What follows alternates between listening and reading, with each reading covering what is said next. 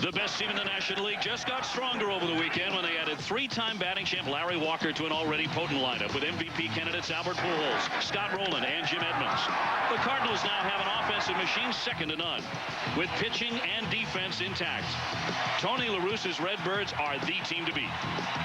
Paul Lo Duca is the newest member of the world champion Marlins, and he started with a bang, raising hopes for Florida to have another late-season surge.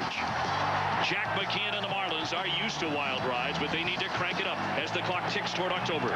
It's this year's best against last year's world champs. Cardinals Marlins next.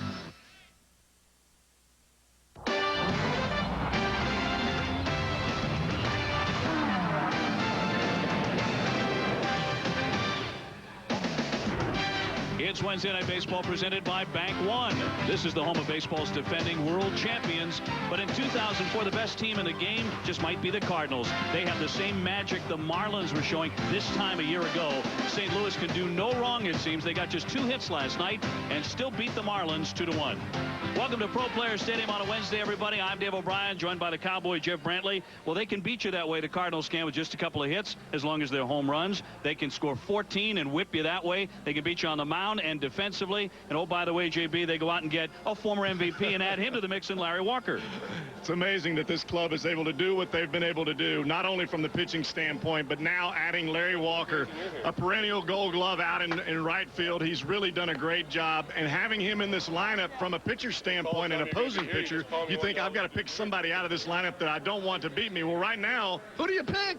There's 6 or 7 guys in this lineup that could beat you on one pitch. Yeah, and a potent left-hand bat for the playoffs, very important for St. Louis and their cause. Now, the Marlins were also buyers at the trade deadline. They went out and acquired one of the best hitting catchers in the game from Los Angeles, Paul Lo Duca. He's not all that thrilled having been traded because he loved L.A., but he's delighted to be in the Marlin lineup. Well, I think he is, and I think the Marlins are delighted to have him here, not only from an offensive perspective, but the fact that behind the plate, I think he's going to make this pitching staff better. They get Armando Benitez back tomorrow. I think he's going to help them with Mota being in the 8th inning and Benitez at the 9th. I think he's going to help their starting pitchers be better than what they've been so far this year, and I think he's going to help them in the clutch hitting area, which they've really struggled with so far. Well, he was hurt by the trade. We'll hear from Paul Lo Duca throughout our broadcast tonight, but this evening he is catching Carl Pavano, and Pavano is 12-4 with a .321 earned run average. He has been sensational on the mound, and they're 16-5 when he starts tonight, trying to help out and calm down a St. Louis lineup that is absolutely loaded with assassins.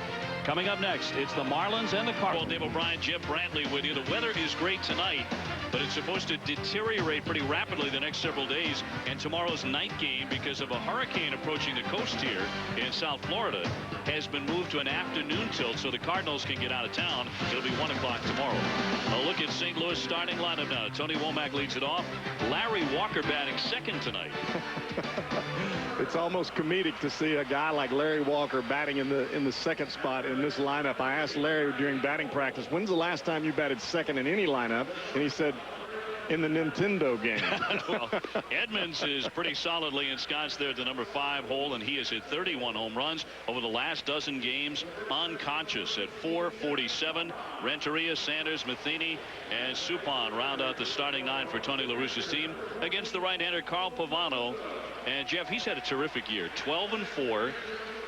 The Marlins are 16-5 in his starts. That is the best record any team has behind a starting pitcher this year. I think if you watch Carl Pavano pitching tonight, you're going to see a guy that has command of both sides of the plate with 3 different pitches. And I think that has been the biggest adjustment that he's made over a period of time, and he's confident in all 3 of those pitches anytime in the count. And I think that's what's made him such a much better pitcher and a winner for this club consistently every time he goes out there. I mean, backdoor sliders, changeups, regardless of what the count is, and when you can do that, you can win a lot of ball games.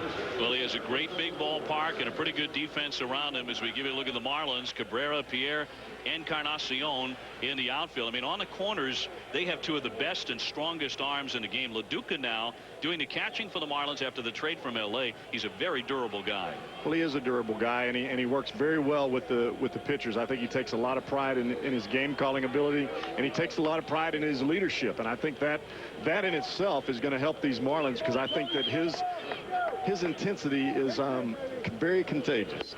Well, Tony Womack, the first man in, takes a strike. Now, We showed you, look at that pad on the glove, the outside of the glove of the catcher LaDuca. Womack hitting .290 with 5 home runs. That's very unusual. You don't see that. Looped into center field. Pierre is not going to get there, and Womack is on with a base hit. Well, Friday night, LaDuca was hit by a foul ball on his catching ring finger on the outside of the glove. He didn't play Saturday or Sunday because it had swollen some. He did catch last night with a batting glove on and that extra pad on the outside. He's never worn the batting glove before, nor has he had to put that pad on there, but just an extra cushion for him in case he gets hit there again. I think that's more precautionary than it is anything else, and I don't think that pad nor the batting glove is going to bother him in any way, fashion, or form. Here's Larry Walker now, the 1997 National League MVP and 3-time batting champ. Tells you a lot about this lineup, that with his skills as an offensive force, he bats second. Well, this is the start of the gauntlet right here. Yes. Pujols, Rowland, Edmonds, Renteria, Sanders, all following him. As a pitcher, how do you sleep the night before you face the new look St. Louis Cardinals? Drugs. Come on now.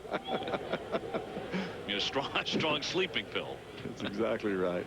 The runner goes. The pitch is strike. The throw by LaDuca. Good one, and he got him. He cuts down Tony Womack. So another part of the Paul LaDuca resume, he can throw out base stealers. He gets Womack right away here in the first inning.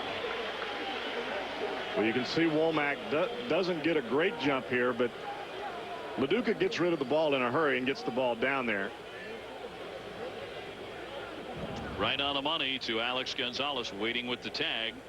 And I can assure you that Tony Womack is on his own, and knowing that he's got this kind of offense behind him, I would imagine that there may be some discussions about whether he's going to be running a whole lot in the future with Larry Walker hitting in that second spot behind him. Well, the Cardinals are a team that loves to score the first run. Every club does, but the Cardinals more than most, because when they score the first run of a game, their record is astonishing. They are 48-9 when they get on the board in front of their opponent. Did you see that last pitch, the cutter inside? Larry Walker didn't even move. If that ball had been another inch towards the inside part of the plate, it would have hit him on the backside. The 2-2 drifted just outside, although Pavano wanted the call. Tim Cheetah said no, and it's 3-2. So Pavano looking to collect himself. Walker, if he didn't bat second, would probably have to hit 6th or 7th in this lineup. And he takes up high for ball 4. So the first 2 Cardinals have reached base, although Womack was erased on the caught stealing. And that'll bring up Albert Pujols. The difficulty in facing this many quality hitters in succession is the fact that when you're standing on the mound, a lot of times you question your stuff, especially early in the ball game. You don't know exactly what you have, so you move the ball around the zone a little bit instead of being aggressive in the strike zone. And a lot of times when you're facing the Cardinals, that's when they do their most damage, is early in the ball game when there's so much question. Well, Pujols has done a lot of damage against a lot of pitchers. 318, 32 homers, 81 runs batted in. Although last night, Josh Beckett was brilliant against St. Louis. He had to leave the game for a pinch hitter in the 7th inning, but he was terrific through 6 innings. He allowed only 1 hit, and that was a home run to Albert Pujols. This one slammed down the left field line and a foul ball. Pujols just missed what would have been an RBI double, but look at his home run from last night off Beckett. And Beckett knew it instantaneously. Oh, there's no doubt about it. Tried to get a split finger, and the ball just didn't dive for him, and left it in the middle of the plate. Pujols doesn't miss many of those, but watching Josh Beckett last night and looking at his mechanics and the way that he pitched last night, you know that he's back, and that's a big plus for the Marlins. The 0-2 pitch scooped up by LaDuca. Well outside, but a nice save by the Marlin catcher. 1 ball and 2 strikes on Pujols. Scott Rowland on deck. Well, you wonder if that ring finger is going to trouble him throughout the game. It looked like it may have hurt him somewhat here on the scoop. Well, whether it bothers him or not, there's no way that LaDuca is going to let you know that it's bothering him. He's going to continue to play. Yeah, he's from Brooklyn stock. That's outside. Now, can a pitcher like Pavano, even though he's not the power pitcher that Beckett is, he doesn't have quite the stuff that Josh Beckett has. And Beckett, of course, was the MVP of the World Series last year against the Yankees. What can he learn? Can he learn a lot about how to silence this Cardinal attack just by watching? I think Pavano has a pretty good idea about what he needs to do to beat this lineup. Runner goes, a little blooper, center field again. Pierre was deep and he won't get there. It drops in, and no deke either because the runner knew it all the while. Walker is safely into third base. He is one of the best base runners in the game today. Talking about Walker, who advances down to third on the blooper. And of course, it's a huge, expansive outfield at Pro Player in Miami, so Pierre has to play deep. Here's a look at the single. Well, you see this pitch gets inside on Pujols, but Larry Walker is already going, and he knows where that ball is going to land. That's a tremendous, like you just said it, Dave. I mean, that's a tremendous skill of base running, knowing that ball is sitting right in front of him. He knows that ball is going to land in front of Pierre, and now you got runners at first and third with Mr. RBI standing at the plate, Scott Rowland. So Pavano hasn't gotten it out yet on his own, and he has to face Rowland here. The breaking pitch outside. Rowland hitting .334, 26 homers, 98 runs batted in. He is having a spectacular season, and this is just the offensive look at what he's done. Leading the National League in runs batted in. It seems like he's been leading the National League in that category since the very first week of the season. Swung on and missed, and the count 1 ball and 1 strike. Well, what Pavano is trying to do here, even though it looks like desperate circumstances at this point from the Marlins perspective, if he gets him a ground ball up the middle, these guys, Castillo and Gonzalez, can turn it with the best of them. I think it's the best double play combo in the game today. Fastball inside. 2-1. Edmonds is next. Jim Edmonds won the game here last night with a home run in the 10th inning against Guillermo Mota. The Marlins still without Armando Benitez, although he's getting very close to returning. And his arm problems have been solved with a stay on the disabled list, so they get their closer back shortly. Fouled off to the right. Rowland in the field has just been sensational. I mean, that's not a headline. He's won 5 Gold Gloves, but he's only made 5 errors all season. Well, there are a lot of plays that he makes that normal third basemen don't even get to the ball to start with. And the fact that he can make those outstanding plays, and they're acrobatic plays, and still make the throw to get the ball to Albert Pujols at first base. Pavano looking for a double play ball here. A chopper to third. The runner trying to score low, coming home. He guns it. The tag got him. He's out. Walker thought he got in there with a hand slide. He did not, according to Tim Cheetah. And LaDuca is doing a little bit of everything. It was not a perfect throw, but LaDuca was able to bring it back and tag out Larry Walker. 2 down.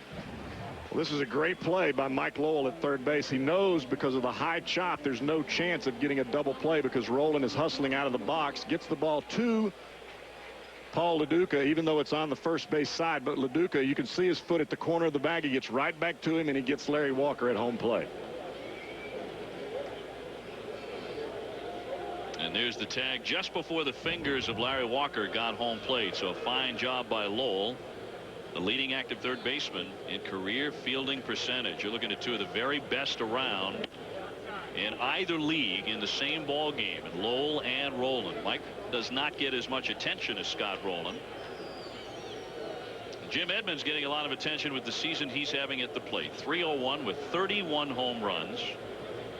And over his last 31 games, he has hit 16 of those home runs. If you'll watch Jim Edmonds as he makes contact, even when he's off balance, his hips release at the same time that his wrists release. And I think that's why a lot of times you see him swing the bat and you think, that looked like he didn't even hardly swing, but yet the ball just continues to carry off of his bat. But that's his hips and his hands releasing at the same time. Runners at first and second, the fastball high. And that was exactly what happened last night when he really wound up winning the ball game with that home run in the 10th inning. It did not look like he crushed it. Didn't look like he got all of it, but it carried deep out into right center field, one of the deepest parts of this ballpark, and wound up the game-winning hit. Here's the 3-0 pitch, and it is outside for ball 4. So Pavano pitches right around him, and this is part of the reason why the game winner. Well, this is an off-speed pitch that Edmonds looked like he gets out in front of, but he hits it right on the screws. And the thing about Jim Edmonds is, even though his body may move forward a very small bit, he keeps his hands back, and it's almost like snapping a whip, hands and hips at the same time, and the ball just flies off of his bat. hitting .369 in his last 31 games, leading the majors in home runs and slugging over that time. I mean, that's all hitters in both leagues. That's how good he's going. He just took ball 4. Now the Cardinals are on the verge of a very frustrating inning here if they can't score against Pavano. Renteria to dig in. St. Louis has had runners thrown out at second base and home plate here in the first inning. Renteria, the former Marlin, takes ball 1. Renteria has made some adjustments to his batting stance very slightly. All he's really trying to do at this point, because I talked to him about it before the game and Scott Rowland helped him with it, was about keeping that front shoulder closed. And he said he felt fine. He said he just felt just a little bit weak when he got to the ball. High pop, twisting foul out of play. 1 ball and 1 strike. He said, my game has always been to be able to drive the ball up the middle and drive the ball the other way. That way I can protect against the slider and the fastball that's on the outside part of the plate. And if the ball's inside, then I can foul it off. He said as soon as Scott Rowland told him that, he went in and looked at some tape, and he said it just clicked right in his head. Next day, 5 hits. Here's the 1-1 pitch. A little bit low. 2 balls and 1 strike. I got to go see Scott Rowland when it comes time to lay a couple bucks down on the lottery. Because apparently it's automatic. And I know he and Renteria and Rowland have gotten close in that regard. Even defensively, Rowland will advise him on certain things to do out there as far as his footwork. Renteria really leans on him. That's in there for a strike and a count 2-2. Now that was a better pitch from Carl Pavano there. Instead of that 4-seam fastball, you see him put a little bit extra juice on it. 2-seam fastball, runs it right back to the outside corner. It starts off the plate and runs right back to the outside corner. That's a pitcher's pitch right there on the black. Renteria didn't like it. He is 2 for 4 in his career against Pavano. Trying to make him 2 for 5 with a strikeout. Outside for ball 3, just off the corner. So now it's all filled up. The bases are loaded. 2 men out. The runners will get a head start here. Pujols, Rowland, and Edmonds. They'll get going on the pitch from the right-hander Pavano, trying to get out of the inning. Ground ball to short. Gonzalez gobbles it up, and the side is retired. It was a 28-pitch scoreless first inning for Carl Pavano. High above the ballpark here in Miami, Pro Player Stadium, it is 0-0. The Cardinals loaded the bases and could not score. And so Florida coming to bat. And here's what Jack McKeon has in mind tonight. It'll be Juan Pierre in center, Luis Castillo, then Paul LaDuca hitting out of the 3 spot. Terrific young hitter Miguel Cabrera, overall at .316, but since the All-Star break, he's the best hitter in the National League.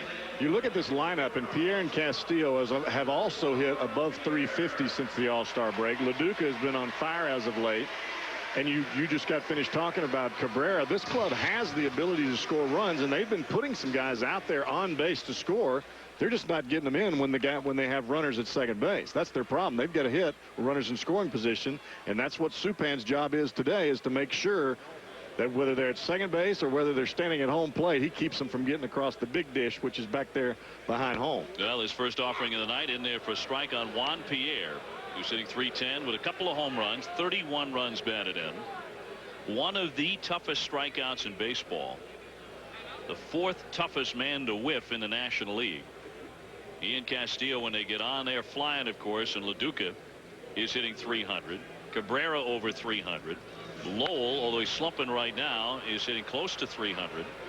So the Marlins have a lot of offensive weapons of their own. Now, early in the season, between April 8th and April 15th, the Marlins won 7 in a row. That's their season high for a winning streak. Did they need to get on a hot streak like that right now or very soon if they're going to go back to the playoffs? Pierre swings and misses. He'll be thrown out at first base for strike 3. 1 man out. Castillo coming up. Defensively now, it does not get a whole lot better than the St. Louis Cardinals. It's Sanders, Edmonds, and Walker in the outfield. Tons and tons of Gold Gloves. Now, Sanders has made 22 outfield assists over the last 3 years, often overlooked, especially with Edmonds and Walker in that outfield. Well, I asked Walt Jocketty and Tony La Russa before the ball game, why did they not move Larry Walker to right field and give him a chance to rest that elbow and let Reggie stay in right field? And they said his elbow was fine. Walker's elbow was fine. Said that he had never actually played left field. He felt comfortable in right. And Reggie has actually played all 3 outfield positions, and he was more than willing to be able to move to left field as long as that was going to keep him in the lineup. Castillo lets that one go outside for a ball. It is 1-1. Now, since the All-Star break, Castillo has really swung a good bat. He's hitting .359 since the midsummer vacation. Paul Lo Duca coming up. We talked about it when we opened up the broadcast tonight, that although Lo Duca is very happy to be with the Marlins here in South Florida and might sign a long-term contract. He's talked about that with the owner, Jeffrey Loria, and being here for many years to come. He was really hurt by the trade from Los Angeles. He was there for over a decade. And we saw how emotional Larry Walker got when he was traded from Colorado. That was with his consent. He knew about it. Of course, he had to approve it as a 10-5 guy with a no-trade clause. That's not the case with Lo Duca. The Dodgers could have traded him anywhere, and he did not like the way it was handled at all. High fly left center field. Edmonds on the move into the alley. He's there for the catch. 2 down. Lo Duca to hit now, hitting .312 with 12 homers and 57 RBIs, and one of those home runs, his very first at bat, his first swing on his first pitch as a Marlin on July 31st. How about that? You come to your new ball club, the first pitch you hit it over the fence, and I would imagine he just probably floated around the bases, not even being able to feel at that point. Well, he called that the highlight of his career so far. I mean, you show up at the ballpark, the mid portion of the game, get a couple of practice cuts, your very first pitch in a brand new uniform on the other side of the country from the club you were traded from, and you knock it over the wall. That's not too bad. And Lo Duca has not cooled off since the trade. He has been on fire. The 0-1 pitch swung on, and a high fly foul out of play. And since becoming a member of the Florida Marlins, Paul Lo Duca is hitting everything in sight. He's hitting .478, 11 for 28 with 8 runs batted in. That's how you make an impression. Well, he's gotten a hit in every ball game that he's been in since he's been with the Florida Marlins. And in 4 of those games, they were multi-RBI games. So can't do a whole lot better than that. He just needs a little help. Suppan delivers, and it's low and away for a ball. Miguel Cabrera coming up if the inning is still alive. If you're Jeff Suppan right now, with the guys that you have standing behind you and the bats that you have standing behind you that are going to be swinging, all you've got to do is continue to throw strikes and keep the ball down and keep the ball in the ballpark. 2-2. Now the Marlins coming into the ball game in the wild card race, they're closer than they are in the division race. They're 5.5 behind the Cubs, and they are pretty much in the middle of the pack in the National League wild card story. They're 8 behind Atlanta in the National League East, although they still have 6 games left with the Braves. And when you talk about the Marlins and talk to them, they don't care how they get in. Jack McKeon could care less whether they win the division overtaking Atlanta or win the wild card by getting by all these clubs in front of them.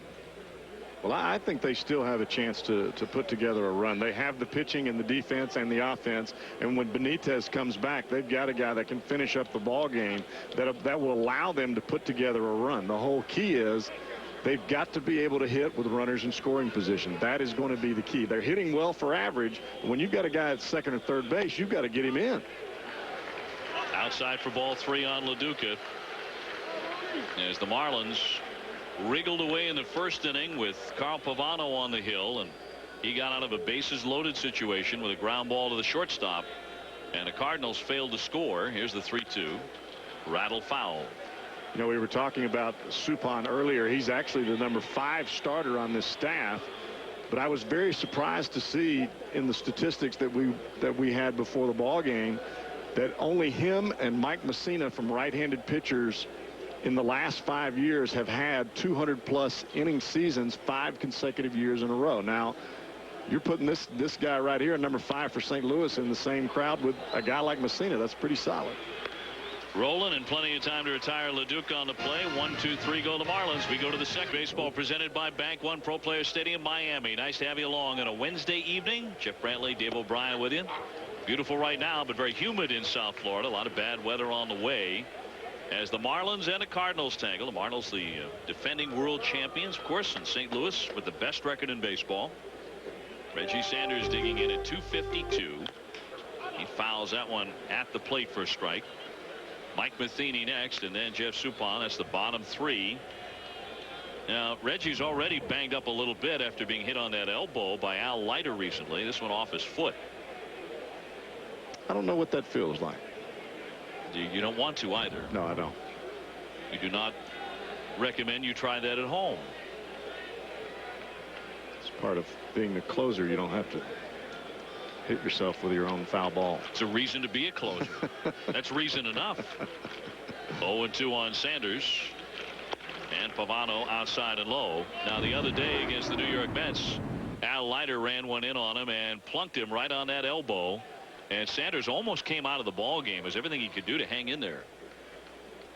Anytime you get hit right above that elbow, there's a lot of nerves that run in that joint between your forearm and your bicep and tricep. Come to think of it, that's another feeling you're not too keen on. Getting drilled on the point of the elbow. Don't like that. That has happened. Now Reggie's travels have gotten a lot of notice. St. Louis is his 7th team in 7 years. Did he go? He did. And he is down on strikes. First K in the book tonight for Carl Pavano. Let's join Scott Reese and Rob Dibble in the studio for an update, guys.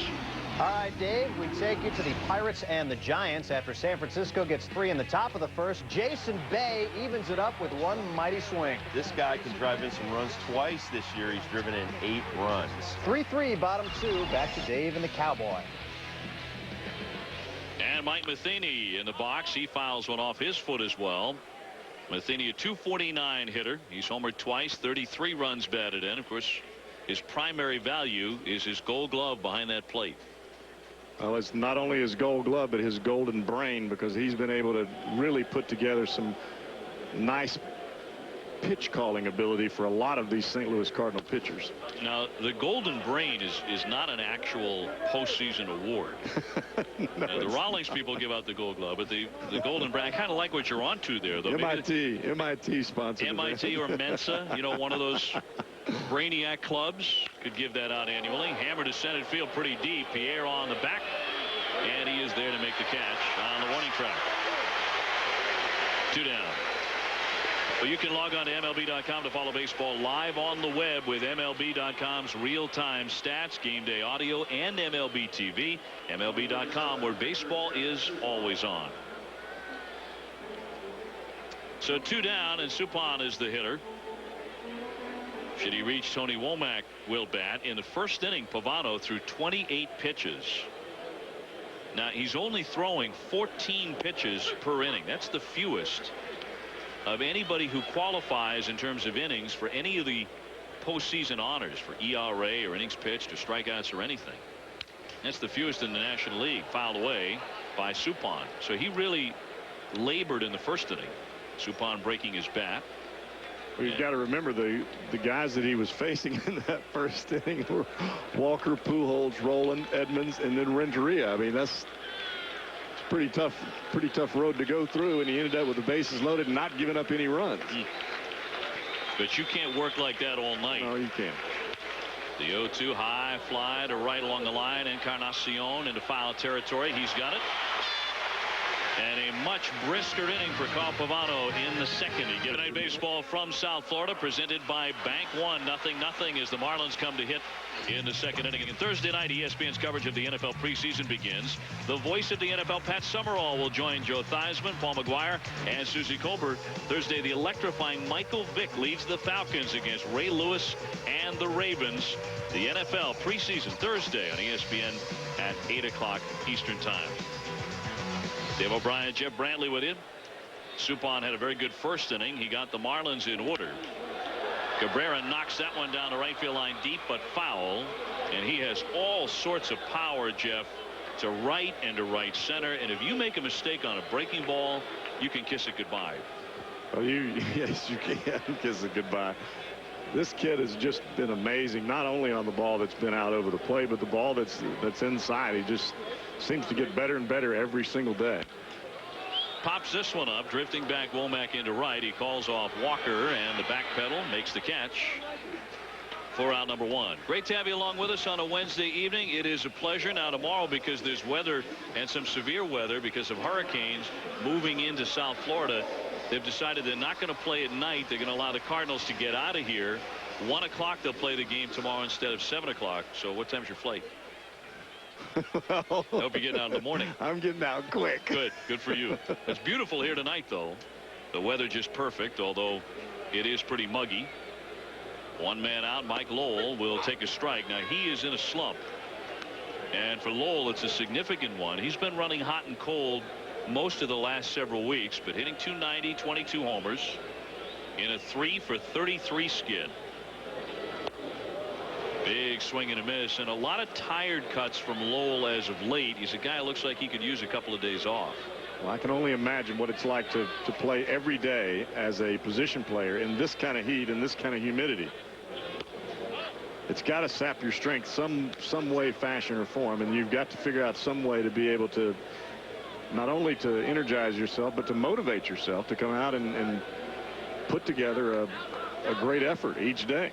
But what Jack McKeon knows about Mike Lowell is that, yeah, he's really scuffling right now. He has only 1 RBI, 1 extra base hit in his last 9 games. But then all of a sudden he can go on a ridiculous tear for about 2 weeks and help carry this ball club. He's done that several times this year. Well, the one thing that has helped him is Cabrera has really swung the bat very well since the All-Star break. And I think anytime that you've got a guy in your lineup that's sitting ahead of you or behind you that's picking up the RBIs when they need to, that helps you. Although this club needs Mike Lowell to swing the bat to the best of his capability. Well, they sure do, like he did in the first half. 1 down, bases empty. Here's the 3-2. Swing and a miss, and Lowell's slump continues. Second strikeout for Suppan. Let's go to Scott and Rob back in the studio, guys. All right, Dave, the Dodgers looking to pad that lead in the NL West, and Jose Hernandez picking on the kid, Brandon Clausen. Paul DePodesta's got to be laughing now. Everybody, including myself, doubted him. 6-2 since the trade deadline, and they have a 6.5 game lead over San Diego, 7.5 over San Francisco. Dodgers put a 4 spot up in the first. They lead at 4-0, guys. All right, Ben, thank you. Jeff Conine about to step in. Suppan has yet to allow a base runner through the first 5 hitters. Conine at .274, but over his last 5 games, he's hitting .389. So Conine is doing what he can to offset the slump of Lowell in recent days and join Cabrera as a force in this lineup. That's a knee-high strike. 1-1. Encarnacion, the former Dodger, and before that he was a former Marlin. Now back with the Fish. Waits on deck. Bases empty, 2 down, no score. And the Cardinals going to be frustrated the rest of the night against Carl Pavano because they loaded the bases in the first inning. And usually when the Cardinals do that, they score 3, 4, 5 runs. They were unable to score at all. So Pavano really buckled down, got a weak ground ball by Renteria to get out of that inning. The 2-1 pitch, high pop into shallow left. Renteria used to patrol this position for Florida, makes the catch. 3 up and 3 down again for Suppan. We've completed 2. ESPN's Wednesday Night Baseball, presented by Bank One, brought to you by Net Zero. Access for all. Call 877-NET-ZERO or go to netzero.com. On to the 3rd inning. The Cardinals have a couple of hits but no runs, and last night they won the ball game 2-1 over the Marlins with just 2 hits. There were a pair of home runs, of course, Albert Pujols and then Jim Edmonds in the 10th inning. Tony Womack looks at a ball down low. He singled in the first inning and then was gunned down by LaDuca trying to steal second base. He's had a really fine year, though, as a table setter for this team. He definitely has, and I think part of that is that he's been able to be a little bit more selective with his pitches. Fly toward the alley, a long run for Pierre, but he'll get there. Man, he can cover some ground. Deep out there to right center. 1 man out. Hey, our aerial coverage is courtesy of the Goodyear Tire and Rubber Company and its fleet of airships, reminding you to enjoy the drive on Goodyear's new Assurance tires. The view from above Pro Player Stadium, and now Larry Walker on the diamond with the bases empty and 1 out. He walked in the first inning after a lengthy at bat, and he rips this one, first pitch swinging for a single.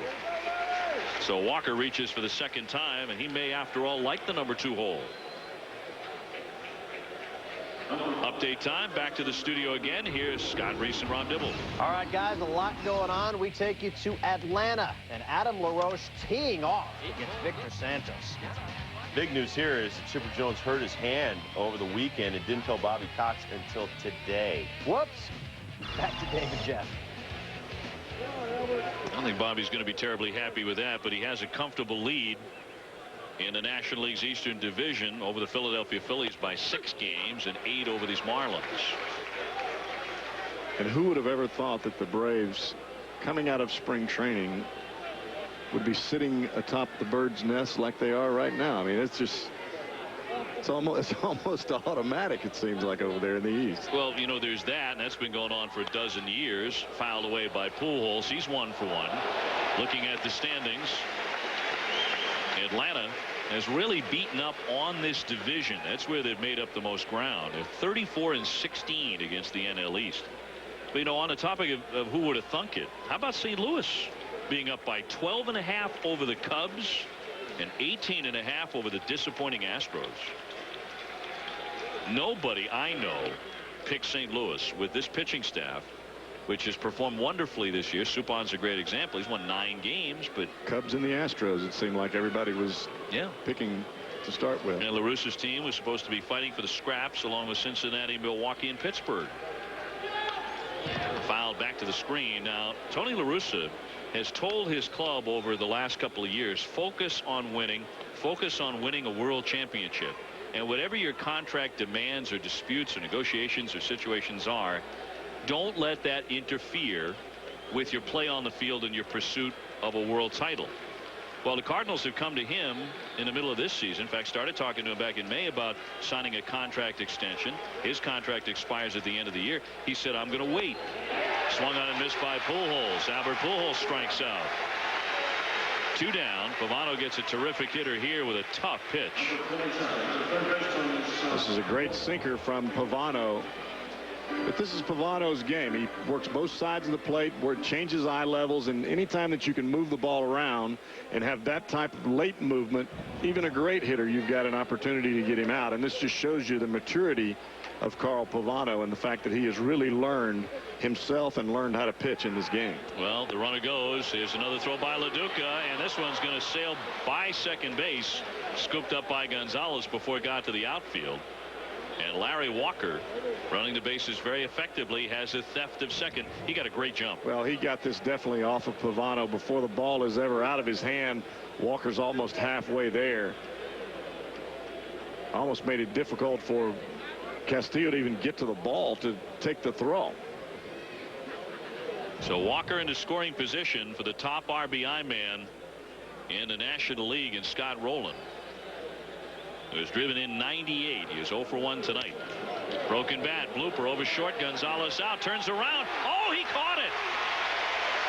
He turned one way, went racing a little deeper, turned the other way, and made the over-the-shoulder catch to Rob Rowland. Wednesday Night Baseball presented by Bank One. A brilliant play moments ago by that man, Alex Gonzalez, the Marlins shortstop, racing deep into the outfield to catch a flare from Rowland, and that with Walker about to score if it fell in. So it remains 0-0.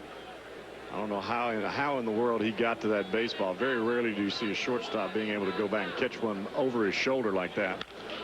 Encarnacion taps it softly back to Suppan, who is silencing the Marlins to this point. That's 7 up, 7 down. But a look back at the play by Gonzalez and a double turn for him. Well, he had a great jump on the ball, and he realizes it's over the other shoulder. So he just makes the turn. But the thing about it is as he turns his body, he turns his head first, picks up the ball quickly, and is able to continue on in the line of where the ball is going to drop. Made that play look easy, but I can tell you right now, that is some kind of tough play. And Cabrera was delighted, obviously doing some cheerleading for his teammate, because there was no way he was going to reach it. And it would have been 1-0 St. Louis. I don't know, if I was Pavano, I'd be cheerleading too. Absolutely. Gonzalez hitting .229 with power, though. He's hit 16 home runs. So they get a pretty good lift, at least home run wise, out of the number 8 hole. Pavano to follow him. So far, it's been a very interesting first few innings, because we've had 2 of the most difficult guys in the big leagues to strike out, and they have struck out. Juan Pierre and Albert Pujols. Pierre for just the 29th time, and Pujols for only the 35th time. So both starters with very good stuff, but Gonzalez helping out with a wonderful defensive effort. Well, both of these guys, Pavano and Suppan, are continuing to change speeds, moving the ball in and out. This is what you have to do to pitch to beat good ball clubs. In there for a strike as Gonzalez is watching. Pavano next. Suppan 9-6 with a 4.08 ERA entering the ball game, and that's outside for ball 4. So the Marlins have their first base runner with one down in the third. And in between innings, you can see Pavano talking to Wayne Rosenthal about keeping his shoulder closed, because if you open up that front shoulder, the ball is going to run flat instead of sinking like we saw it do when he did strike out Albert Pujols. The last thing that you want is to open that shoulder, let it fly, and let the ball run flat. You want the ball to get down so you get a ground ball instead of a jam shot like he got from Scott Rowland. He got lucky with that pitch there because Gonzalez made an outstanding play. Pavano squaring to bunt with Rowland a charge from third base. Pujols is holding the runner. Back toward the pitcher. Throw into second in time. Got the out. Back to first. Yeah, no, he's in there. Looked like a double play, but Pavano got in there safely. That twin killing, had it been turned, would have ended the inning. But Pavano beat the rap. Another look. You can see this bunt. He bunts it right back to Suppan, and Suppan gets off the mound in a hurry, and they almost end up with a double play. Had he not been really hustling down the line, I'm not so sure they didn't have a double play here. Perfect throw, chest high, right to Renteria. Renteria does a great job. I tell you what, that looks like he's out. Let's take one more look. He's close. I thought he was out initially. In a replay, I still think he's out. But Pavano ruled safe by Joe Brinkman. And that brings up Juan Pierre. He struck out in the first inning.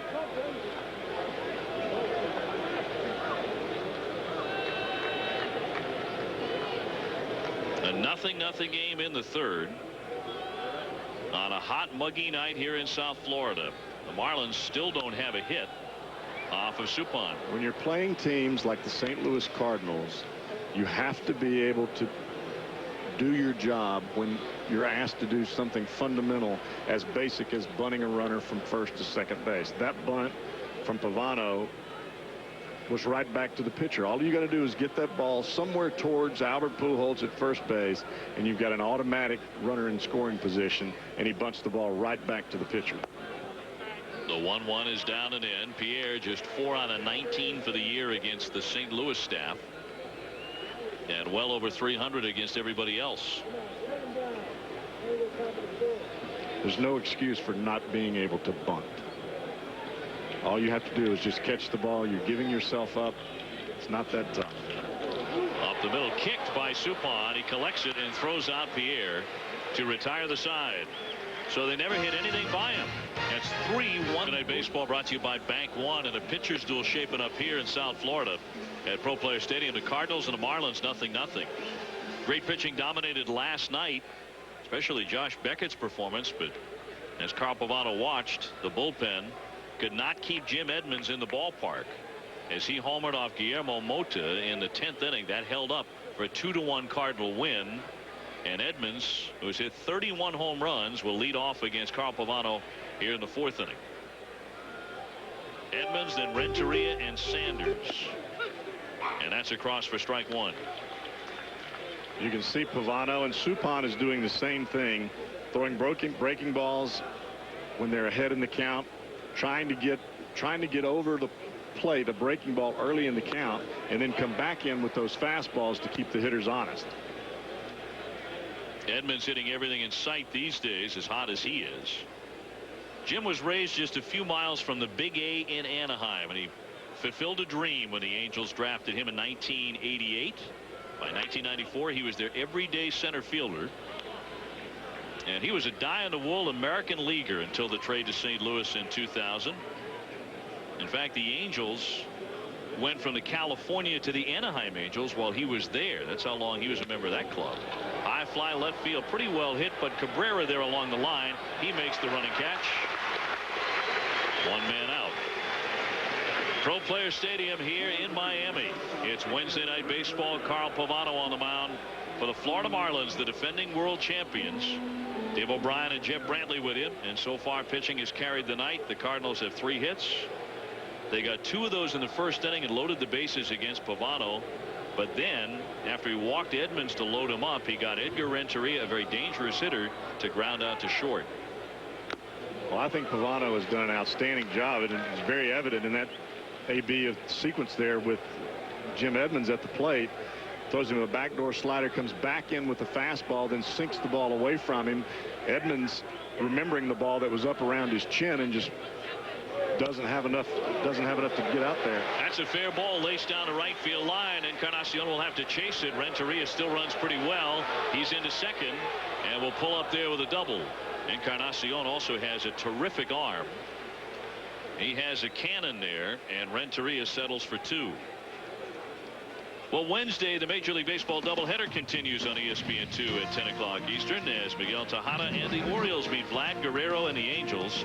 Some may see Minnesota, Seattle. Wednesday Night Baseball is presented by Bank One on ESPN2. Orioles Angels also available in Spanish on ESPN Deportes. Well, that AB right there from Edgar Renteria goes back to the conversation that he had with Scott Rowland about keeping that front shoulder closed, because there's absolutely no way you can shoot it down the right field line the way he just did without keeping that front shoulder closed and driving the ball that way. Well, Edgar used to do that a lot, wearing the Marlin colors, and helped them win a World Series in 1997 with a base hit up the middle. And now he's going to be a free agent with St. Louis at the end of the year. He may be available to anyone else, although he would love to return to the Cardinals, and they want to lock him up to a long-term deal. And we're going back to Tony La Russa in the previous inning, and how the Cardinals have approached the manager of the Cardinals about a long-term deal. And he said, I've been telling my players for 2 years, focus on baseball. That stuff will take care of itself. And he is practicing what he preaches. He has told the Cardinals, right now, I don't want to talk contract. We're in the middle of a great season. I don't want to mess with it. Walt Jocketty's the same way. I mean, it just seems like everybody's up for rehire. Well, I mean, coming off a season like this, however it ends for St. Louis, Tony La Russa, who is now 60 years old, you think he's not going to have 8 or 9 or 10 potential suitors? I mean, clubs that are thinking about maybe replacing their managers, clubs that have jobs open immediately. Well, I would say that would be true of both Tony and Walt Jocketty, especially the job that Jocketty has done putting together this ball club. I mean, it's amazing to look down the lineup and then the pitching staff with Marquis and Carpenter, adding in Woody Williams and Matt Morris. I mean, the guys that he's picked up, everybody else was thinking there's no way that a guy like Chris Carpenter is going to be able to come back from this type of injury the way that it's happened.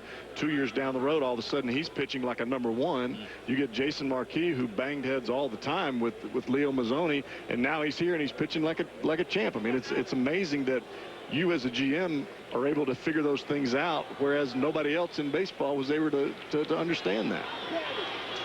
Well, Marquis having a terrific year. He said the Braves gave up on me. And look what they gave up. 12 wins, 4 losses to this point. That's in there for a strike on Reggie Sanders. He whiffed in the second inning. And a count 2-2. Only one man out here. But that's one of those trades that has worked out very well for both ball clubs. Marquis here pitching very well for the Cardinals, and J.D. Drew doing very well playing right field for the Atlanta Braves. They're both in first place. And I'm sure that there will be a Marquis J.D. Drew matchup somewhere down the line. A marquee matchup indeed. Fouled back, pretty good rip by Sanders, who rarely gets cheated. Reggie's hit 17 home runs. And before winning a World Series ring in 2001 with Arizona, one of his most notable accomplishments was his charge of Pedro Martinez in April of '94. That was notable because when Pedro drilled him, he was closing in on a perfect game. So there was no possible way he could have done it on purpose. But those two had a pretty deep and troubled history. A line drive caught out of the air to second, but not in time. And in fact, Castillo never got to the bag, so no double play. 2 down. Let's go to the studio and join Scott Reese and Rob Dibble, guys. All right, Dave, the Dodgers jumping all over rookie Brandon Clausen of the Reds. Jose Hernandez already with a triple. How about a 2-run homer? Oh, Scott, this is the worst start of his career. Oh, he's only had 6. Brandon Clausen was the guy in the Aaron Boone trade, used to be the top prospect of the New York Yankees. Dave Ross goes deep as well. 7-0 Dodgers, guys. Well, the Dodgers are swinging the bats tonight. Mike Matheny will not be given a chance to do that. He will be intentionally passed here with the pitcher Suppan coming up. So McKeon electing to walk Mike Matheny with a runner at second, about to be first and second with 2 down. And we'll see Suppan swing the bat. First time up, he got good wood on it, but flied out to right field. And an opportunity to help himself out here in a 0-0 game in the 4th inning. So an intentional pass of Matheny. Well, Pavano failed in his opportunity to help himself in the last inning by messing up a bunt. Suppan, not known as the greatest of hitting pitchers, but you never know when you can flare one in and possibly get a run home in a hurry. He's just been awful this season. 0 for 37. 1-0 to count on Suppan. If he reaches, Womack will hit next. 2 Cardinals on here. They left the bases loaded in the 1st inning, had another base runner an inning ago. Fouled away, and that one ran in on his thumbs. Actually dropped the bat there at home plate because I think it really wrung those hands and bee stings in those fists. I don't think he had any idea where that ball went after he swung. I think you're right. He's looking around like, oh, what happened? The funny thing about Suppan, he's been dreadful this year, but coming into this season, he was actually a pretty decent hitter. He was hitting .259 lifetime. I think he's taking care of that batting average. It's gone south in a hurry because of this year. But he's in the past been fairly reliable. 2 down, runners leading at 1st and 2nd, no score. Pavano delivers on one hop right to Castillo, up and over, side retired. That's 6 left in the game by the St. Louis Cardinals. Marlins catcher Paul Lo Duca to bat 2nd in this game. He is hitting for the Marlins. He talks about his trade from the Dodgers to the Marlins and how it left him cold in the end. The night before I got traded, I got a phone call from my agent who lives in New York. So midnight in San Diego is 3 o'clock in the morning. So I knew something was serious. And he just wanted to inform me that the rumblings you're hearing, they are somewhat true. We don't know if it's going to go down or anything. And that was that. So I went to bed that night, didn't really sleep.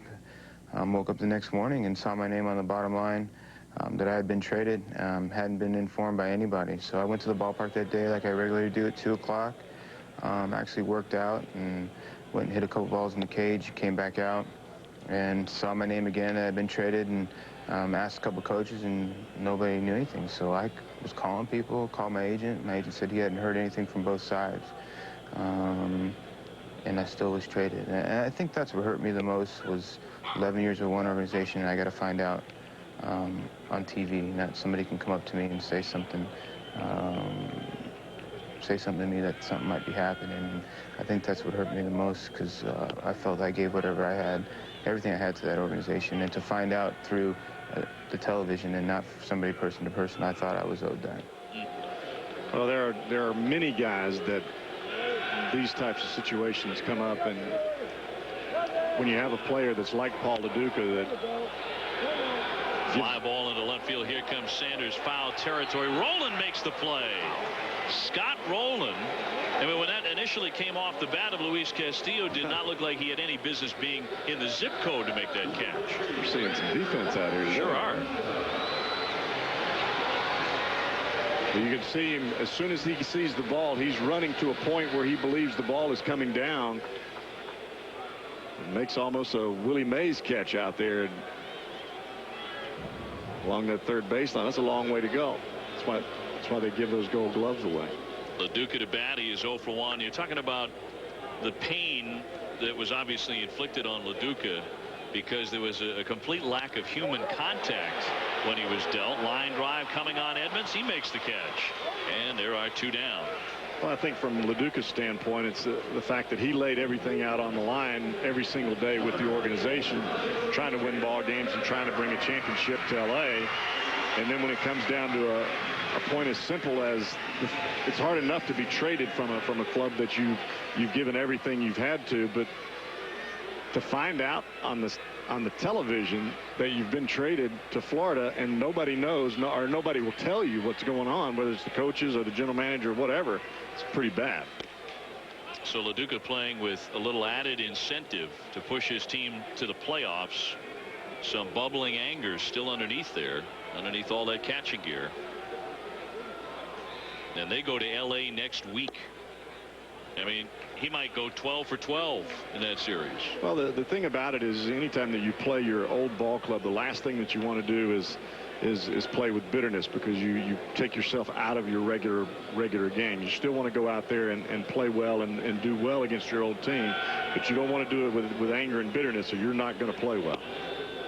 Miguel Cabrera takes outside for ball. He is 0 for 1 tonight with a fly to right field. The base is clean, 2 down. No score in the 4th inning.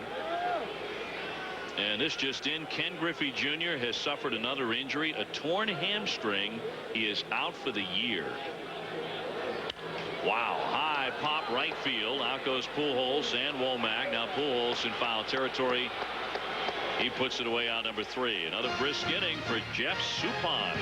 It's a Wednesday night in Miami, brought to you by Bank One here on ESPN. The Marlins and the St. Louis Cardinals tangling in this series. And great to have you along, Jeff Brantley, Dave O'Brien. Top of the order for St. Louis in a 0-0 game. Pavano against Suppan. They've both been awfully good. But in fact, Suppan has not allowed a hit to the Marlins in the first 4 innings. And one of the hits for the Cardinals came off the bat of Tony Womack. One thing Pavano does awfully well, he stays away from ball 4 in positions where it could really hurt him. And this year, he has only walked the leadoff man in an inning 2 times. I mean, he's faced 158 batters leading off an inning and only gone to ball 4 twice. Womack not a guy who takes many walks. And a count 1-1 on him. Larry Walker next.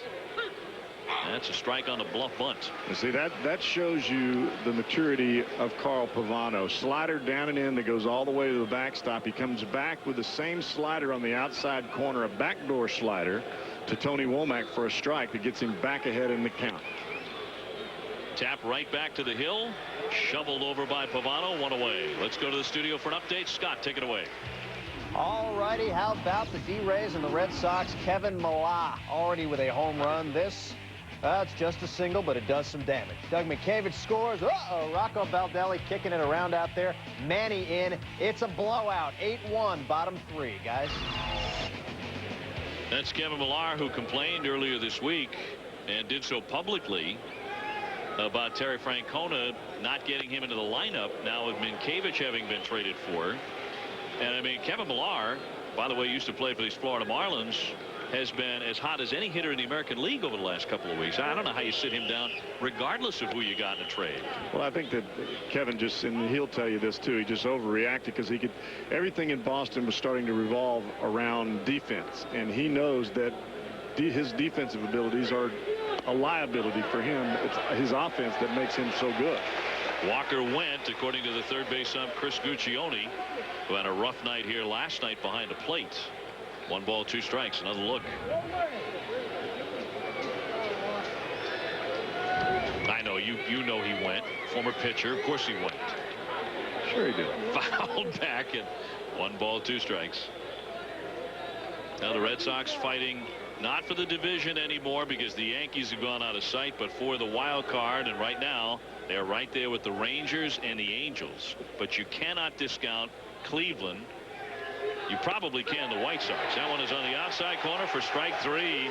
Pavano pinning it on the black corner for the strikeout. 2 gone. Well, this pitch is right on the outside corner, and this is not a sinker. This is a 4-seamer that stays right there, and it stays true.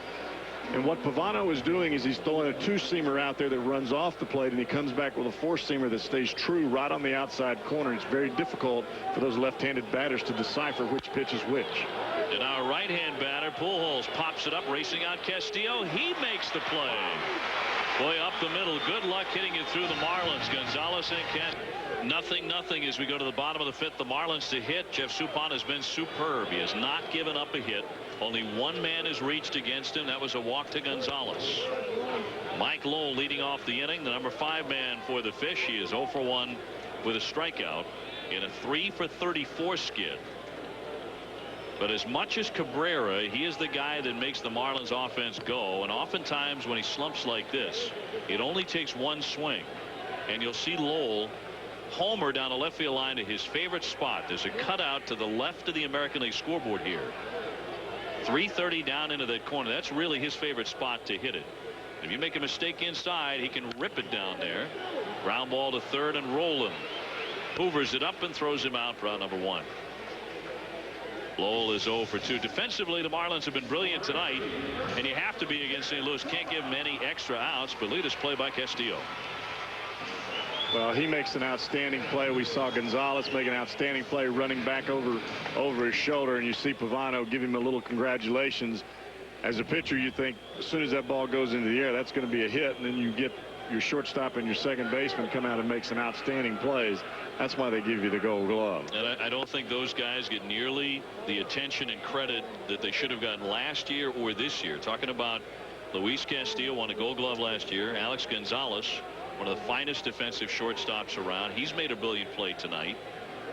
And up the middle, this is a very, very strong ball club with Juan Pierre in center field and LaDuca now behind the plate. He's thrown out a base runner tonight. Got that right. And I believe that's where your strengths are on your ball club, especially from a defensive standpoint. You've got to have a catcher that cares as much about the guy standing on the mound as he does about himself. You've got to have two guys up the middle at shortstop and second that can turn the double play and don't have any fear when they get around that bag. Blue foul by Conine. He's 0 for 1. And you need a center fielder, especially in this ballpark with the room that's out there, that can flat out go get them and knows how to work the wall. And I think we have two of those guys out there tonight between Edmonds and Pierre. 0-2 on Conine, and the pitch. Did he check the appeal? He did, according to Joe Brinkman. 1 ball and 2 strikes. Jeff Conine, an original member of the Florida Marlins when they came into existence in 1993, had 4 hits on their first opening day. That was with Charlie Huff on the mound, wearing the Marlins colors. Fly ball right field, backing up Walker, backing up on a track, reaches up and he made the play. A wonderful catch by Larry Walker. You know, you talk so much about the offense and the batting titles, the former MVP and all the big hits in Colorado. Sometimes you forget about the 7 Gold Gloves. Well, the only way that you catch this ball is to get a good jump, and Walker does get a good jump. You're not talking about a little man out there either. This guy can run. He's got some height on him. Oh, boy, did that snow cone. Snow cone right off the top of that glove. But he pulls it in. That's a great play. Encarnacion now with the bases clean. Inside for ball 1. He is tapped back to the pitcher tonight, 0 for 1. So that was a hit off the bat of Conine, but Walker stole it, and still no hits for the Marlins in 4 2/3 innings. That won't do it either. Renteria backhands and gets him. 1-2-3 again. Tonight he is Jeff 1-2. ESPN's Wednesday Night Baseball, presented by Bank One. Brought to you by ESPN Game Plan. Bring college football home. Our aerial coverage is courtesy of the Goodyear Tire and Rubber Company and its fleet of airships, reminding you to enjoy the drive on Goodyear's new Assurance tires. On to the 6th inning. No score here. The Marlins have been no hit in the first 5 innings by Suppan. Now St. Louis has managed 4 off of Carl Pavano. They loaded the bases in inning 1 and went without a run. Roland tried to check, couldn't. I mean, both of these guys have superb stuff tonight. Well, Josh Beckett had some superb stuff last night. Had a no-hitter through 5 2/3, I believe, and they ended up losing that ball game in the 10th inning 2-1. The 0-2 fouled away back to the net. Now Scott Rowland, as early as his 2nd year as a major league third baseman when he was with the Phillies, was already being compared to the best defensive third baseman ever. He's won the Gold Glove 5 times now, but for a few years he was not a great run producer. He's turned into one, but in 1998 he drove in 110 runs. The next year down to 77. Followed that with a decent year, 89 RBIs. Those seasons affected by a sore back, but the last 3 years he's driven in over 100 runs each season. And this year at the age of 29 he has come into his own as a premium RBI guy. I think part of that is knowing yourself, knowing what you can and cannot do, and knowing where your strengths are at the plate, especially when you have runners in scoring position, because Roland is a guy that sometimes falls victim to trying too hard, trying to take a ball that's out of the zone and trying to get a hit because you want to score that run so bad. And a lot of times you have to be willing to take a walk and let the guy behind you do it. Hey, all those pitchers that stand on the mound, they know you can hit. And what you can hit. The 3-2 inside for ball 4. Rolling on with a walk here to start the 6th inning. Back to the catch by Larry Walker. This was a dandy. Well, this ball is hit on a laser, and you can see Walker right off the bat moving. Got a great jump. Gets up. That's how close you come to either having a no-hitter or not having a no-hitter. Yeah, that's the question. I mean, in about an hour or so, are we going to be replaying that as the play that saved a no-hitter for Jeff Suppan? You just never know. Here's Edmonds. He's walked and flied out 0 for 1. He backs away for ball 1, and Roland just got on. Remember, the count was 0-2, and Pavano battling him wound up walking him, and Roland is at first with nobody out. And I've got to believe that somewhere along the line, if Suppan is going to continue his no-hit bid, he's going to have to field a bunt from Juan Pierre or Luis Castillo. They were out here practicing on that earlier before the ball game, and you know that if it comes down to it, it's still 0-0. Those two speed demons are going to try to lay that bunt down, challenge either Roland or Suppan or Pujols to make a play and make it quickly.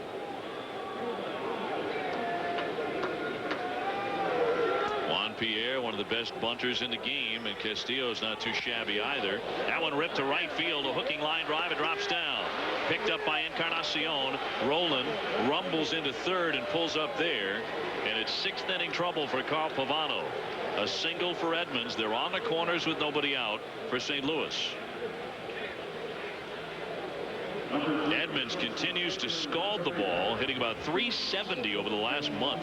This looks like a breaking ball that he just stays right back on. The ball was supposed to be away as a backdoor slider. He gets the ball middle in. Edmonds stays inside of the ball, keeps it fair, and hits it right down that right field line. One hopper to Encarnacion, gets rolling all the way to third. So 2 men on, nobody out. Here's Renteria. He is grounded out and doubled tonight. Dave O'Brien, Jeff Brantley with you. Pavano has been outstanding, but Suppan's been a little bit better, although neither of them has allowed a run yet. But if you're Carl Pavano, what's your mindset here? Facing a guy who just ripped a double off you, who is 3 for 6 off your career, so he's starting to get a bit of a book on you. And you know that Suppan has been close to perfect. You can't make a mistake. Well, you have to limit the damage that you give up in any type of inning like this. Up and in and dropped by LaDuca, but no advance by the runners. You know that at some point in time that the Cardinals are going to make a run at you. You've just got to have damage control as much as possible. We saw what happened in the first inning, and this pitch is on purpose. He's trying to get this ball up and in to keep Renteria from driving that ball into that right center field gap, because he knows that is where Renteria's strength is, and he's seen him earlier hit a ball right down the right field line for a double.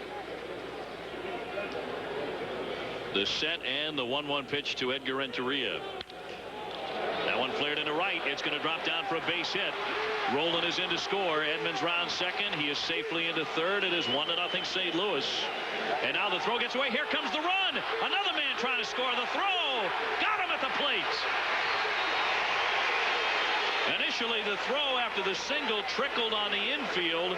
Edmonds alertly tried to score on it, but he is cut down at the plate. Now we'll see if LaDuca's okay. He's playing with an injured finger on the glove hand. Well, this is exactly why that pitch was up and in on the pitch before, because Pavano knew the strength of Renteria, and you see this throw just lobbed in. Well, as it comes lobbing in, Jim Edmonds takes off for home. Alertly, Gonzalez makes a perfect throw to home plate, and those spikes don't feel too good on the backside of that catcher's mitt, regardless of the padding that he's got back there. On the lazy toss, Edmonds trying to score, sliding in, but he's cut down at the plate. And LaDuca needing some attention now by the training staff after this hard slide. And the tag to get him. You see he has that padding actually on the outside of the glove, which is very unusual, because on the ring finger he was hit by a foul ball the other night while catching. He's also wearing a batting glove, which he says he never wears while he's catching. So it winds up a 9-6-2 and an out at the plate. Also winds up a pretty cheap assist there from Encarnacion, although he's the guy that started the trouble. The reason Edmonds tried to score because of that lazy lob. Well, you can't fault Jim Edmonds for being aggressive on a lobbed in ball like that. What you have to do is give credit to Alex Gonzalez for the fact that he was being aware that the runner was trying to score, got the ball in, and made a perfect throw home. If that throw is not perfect to LaDuca, Edmonds is in there, then Encarnacion looks like the joke, and we don't have the 9-6-2. But the Cardinals on the board because Renteria drives it rolling with the blue pit to right field before Edmonds is cut down at the dish. And here's Reggie Sanders. And now the runner takes off. The throw to third. The tag got him. That's the second man that LaDuca's gotten tonight. But LaRussa's going to come out and argue this one. Renteria out at third base as he stalks away. But LaRussa thought he got in there. Chris Guccione thought otherwise.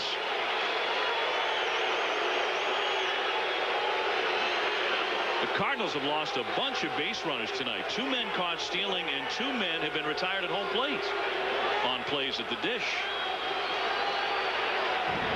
Well, you want your guys to be aggressive, but you don't want them to be silly. And this was not a smart play by Renteria trying to steal the bag there. Although I think he got in there. Another look. I think he got in there before the tag by Lowell. Can't make the second out at third base, especially when you've got a runner, when you're already in scoring position.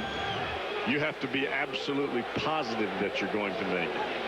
LaDuca has 2 putouts and 2 assists cutting down runners tonight, so it remains 1-0. The Cardinals should have plenty more.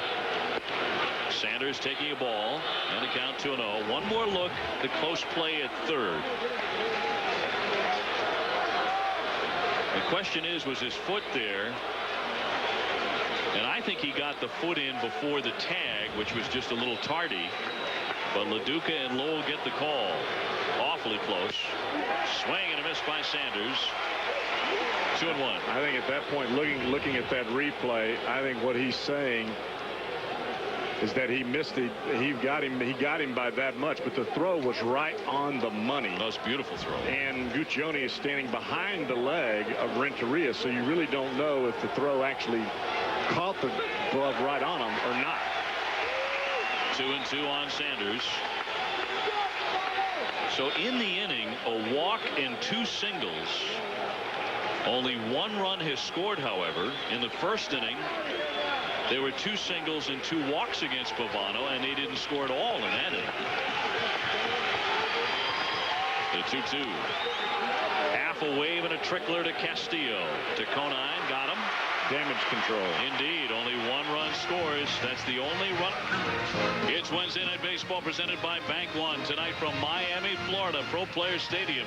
The Cardinals have a 1-0 lead over the Florida Marlins.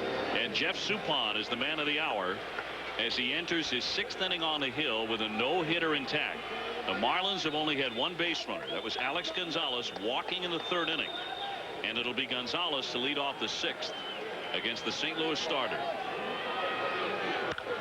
Ground ball, base hit. There goes the no-no.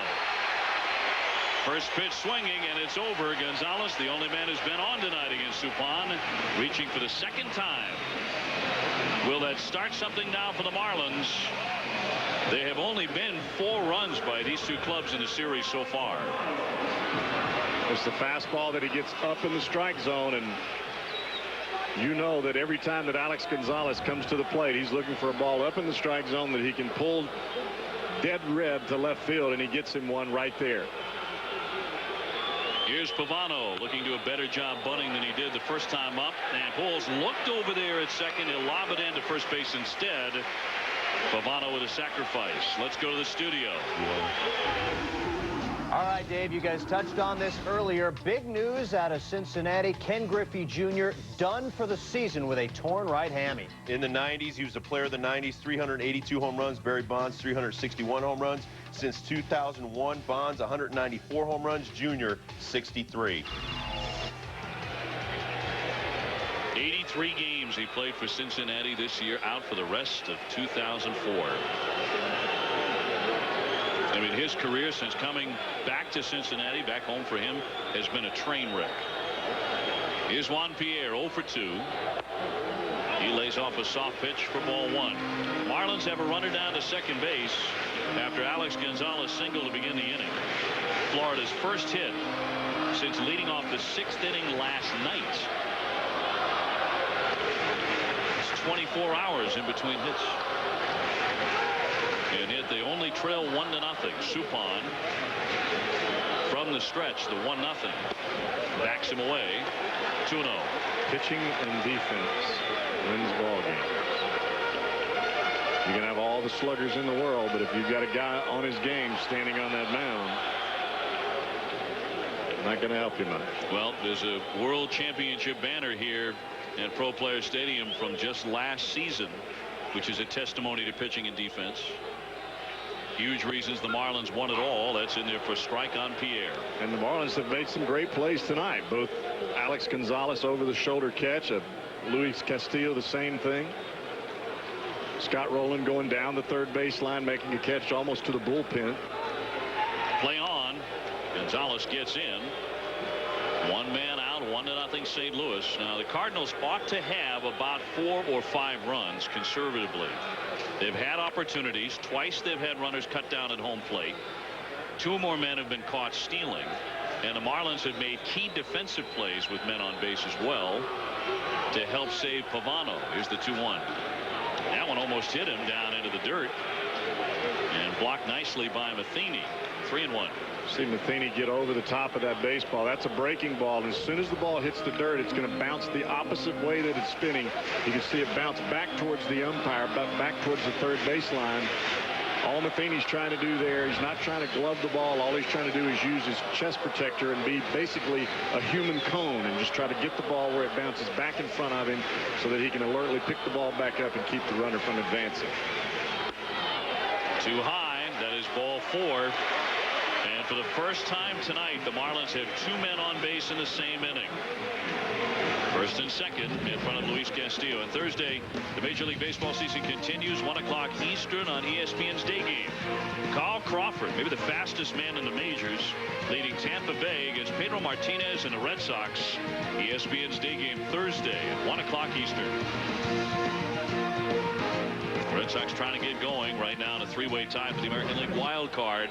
Back home on a homestand after the most tumultuous road trip in franchise history. Well, they've got a 10-game homestand, and it didn't start out too good with Schilling on the first night. He had a difficult time pitching. They didn't win that ball game. Looks like they're playing very well tonight, and with Pedro on the mound tomorrow, could be some good things. But this 10-game homestand for the Boston Red Sox is going to be critical.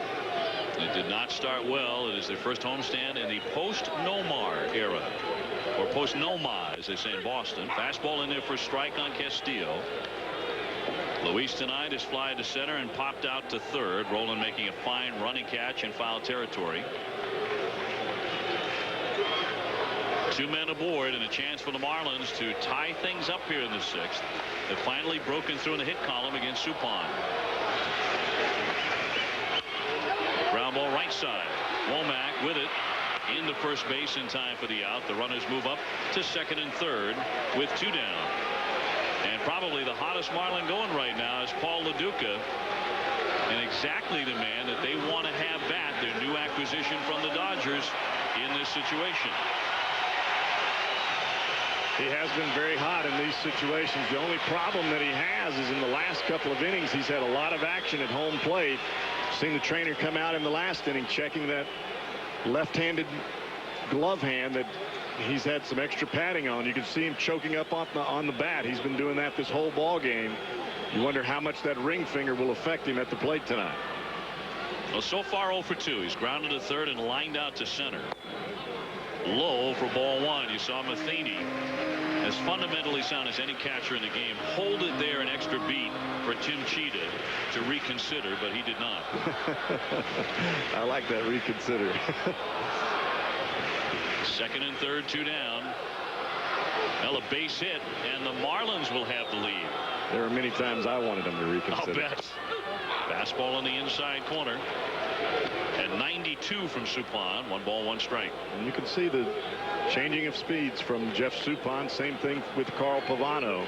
Very rarely do you see the same speed or the same pitch in the same location.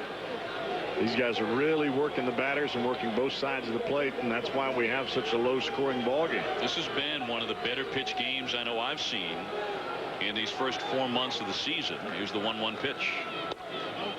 Over but low. May have caught that outside corner, but too far down.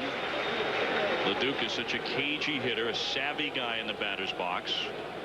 And he's not a guy who's up there strictly to pull the ball. Now, he has hit 12 home runs. But he can go to right field and drive it between Pujols and Womack. If he does that, 2 men will score, and the Marlins will have the lead on just their 2nd hit of the game. Breaking ball, he pulls it to the wrong guy. Rolling with a backhand, guns him down. Side retired. The Marlins finally get a hit. Cannot produce. Top of the 7th inning. St. Louis with a 1-0 advantage on the Marlins, as you see Florida with just a 1 hit so far. Mike Matheny leading things off against Carl Pavano. And that's a big time ouch on Matheny as he fouled it off himself there. And then a big grimace. Kind of will away the pain here. That's right off the shin bone. No, that does not feel good.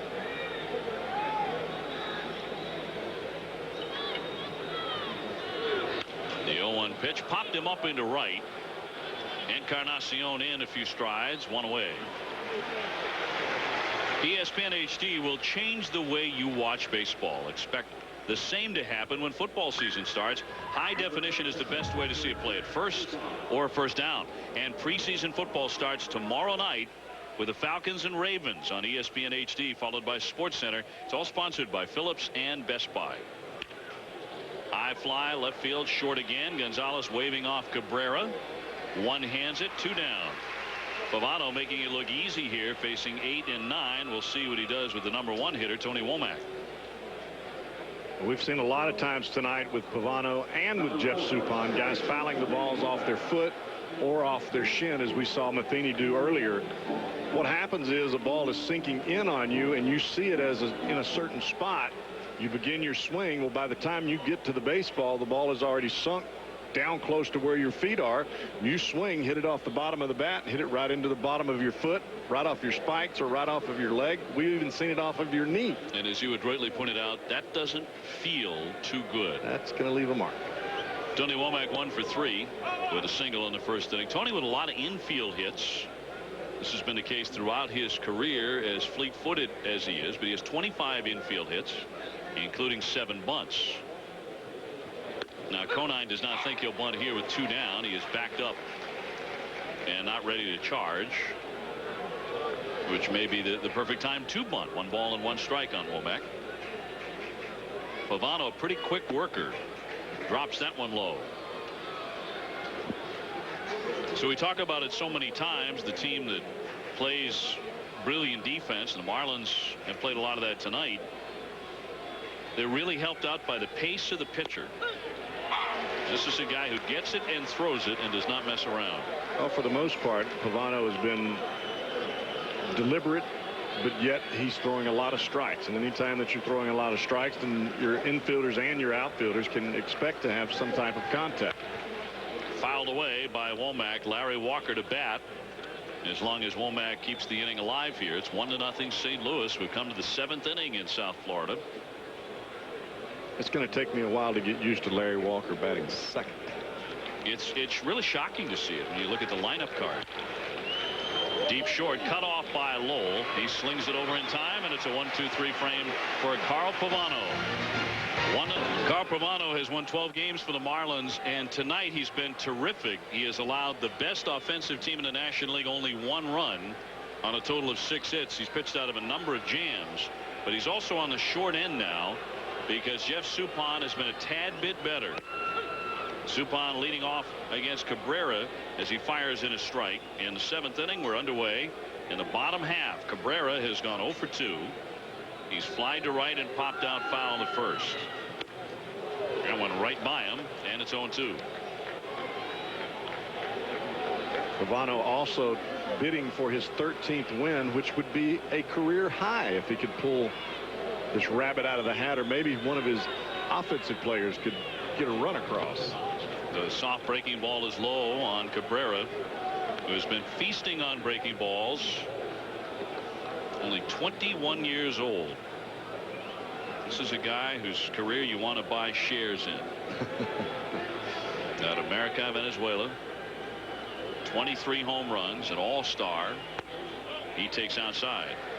I think the National League has figured it out that if you start him off with fastballs and test him, he can beat you that way. He can pull it 400 feet to left. But if you try the soft breaking pitch away, he'll hammer that to right, and he's strong enough to hammer it right out of this big ballpark.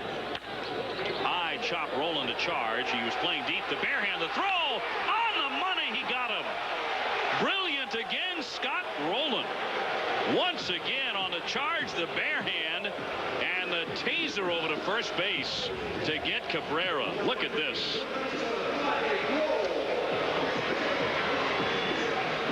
There's absolutely no other way that he gets Cabrera there unless he barehands it. And you can see the concentration in Rowland's eyes as he gets the baseball and throws a rocket to first base just to get Cabrera by a step. He is special. He may be the MVP. Ripped into center field off the bat of Mike Lowell, but right to Edmonds for the second out. 2 down. Rowland also did it last night. Another great play. We look back 24 hours to the third baseman, Scott Rowland. And here it is, a barehander along the line. Well, he barehands this ball because he knows if he transfers it from glove to hand, he's got no chance. Outstanding. You watch Rowland, he gets his timing from the pitcher. A lot of times you'll see him walking forward just as the pitcher releases the ball. He'll get right into his fielding position. Well, he does. As he's taking his step forward or back or to his left or right, his eyes are locked on the pitcher's mound. He's watching the pitcher, watching Suppan as he releases the ball, following the ball to home plate. Conine 0 for 2. Jeff hitting .272 for the year. He takes inside. Well, what can a third baseman learn from the pitcher as far as how he's going to set up defensively? I think what it is for Rowland is that it's a timing mechanism. You want to make sure that you can keep your feet balanced where you can go left or right, because third base is such a reactionary position.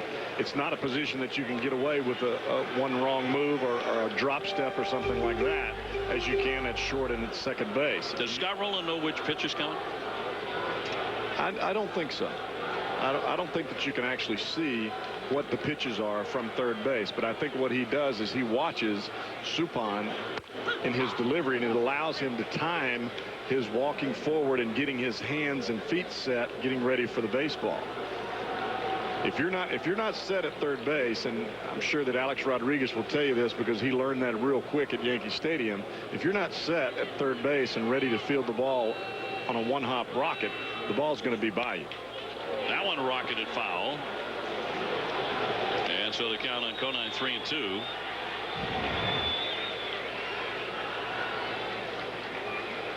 Is Rowland eyeing Suppan as he gets set. And you can see it's just a very slight hop where he gets both of those feet set right before the ball is released from the pitcher. That one hops to him. He bobbles it, collects it, throws and gets it. Gold Glover. No panic at all in Scott Rowland. Another brilliant play for him. ESPN's Wednesday Night Baseball, presented by Bank One. Bank One, where you get individual answers. Find the credit card that fits you best. Nightfall in Miami. Wednesday Night Baseball from Pro Player Stadium. And a dandy here, St. Louis, with a 1-0 lead. The Marlins held to 1 hit. Larry Walker has helped that by making a terrific long-running and then leaping catch in right field on a snow cone play. Suppan has really been a star tonight. He has shut down the Marlins, who have only scored 1 run in the first 2 games of this series. Walker is 1 for 2 with a single. Larry able to get his number 33 that he wore for so many years with the Colorado Rockies when he came to St. Louis, the number available. His obsession with the number 3 is pretty intense. Besides wearing the number, he will always take 3 practice swings before batting, and if he doesn't feel right and needs a 4th, he'll keep hacking until he gets to 6, maybe even 9, something divisible by 3. If he has to wake up at 8 o'clock, the world has to wait until it is 8:33 for Larry Walker. And after a game when everybody hits the showers, he stands around and he waits to use the 3rd shower head. So he gets a little nutty about it, and he will take a seat here. Strike 3. 1 man out. Pujols next. Let's go to the studio, gentlemen. All right, Dave, top 2 teams in the National League wild card. Pods and Cubs, no score in the 3rd until Corey Patterson, and Sterling Hitchcock's reaction says it all. Huge wild card matchup. Chicago up 1 game in the wild card over San Diego. Who would have thought on the schedule they'd be playing each other for a wild card position? Albert Pujols here as we give you a look at the wild card standings now. The Cubs with a 1-game lead over San Diego, 2 over the Giants. Then the Phillies, who have been bitten huge by the injury bug, and the Marlins 5.5 off the pace. Can the Phillies recover from the losses of Burrell and Bill Wood hurt, Wagner on the disabled list? I mean, it's been a disaster for them here getting into the late stage of the season. I think offensively they can still score enough runs to be able to win ball games. I think the biggest loss for them at this point has been the fact that Billy Wagner is on the DL. Well, losing Burrell, who is not having a spectacular season but a good season, certainly a much better one than last year, is going to be a significant blow. Thome, of course, having a big offensive year, as he always does. Jim Thome, by the way, not leading the National League any longer in home runs. It's Adam Dunn instead. I'll bet if you grab the average baseball fan on the street, and I would not recommend you do that. You don't want to upset anyone or accost anyone. And don't grab anyone as a matter of course. But if you ask them who's leading the National League in homers, this is a long fly right field. Encarnacion on a run. He tracks it down deep into the corner. And Pujols is 1 for 4. I bet most fans would say it's still Thome. Hey, this copyrighted telecast is presented by authority of the Office of the Commissioner of Baseball and may not be reproduced or retransmitted in any form. And the accounts and descriptions of this game may not be disseminated without express written consent. And beginning August 14th, Major League Baseball and Boys and Girls Clubs of America are sending kids to the ballpark in support of childhood cancer research. Tickets are available in every market for a donation of $1 each. You can log on to MLB.com for more information.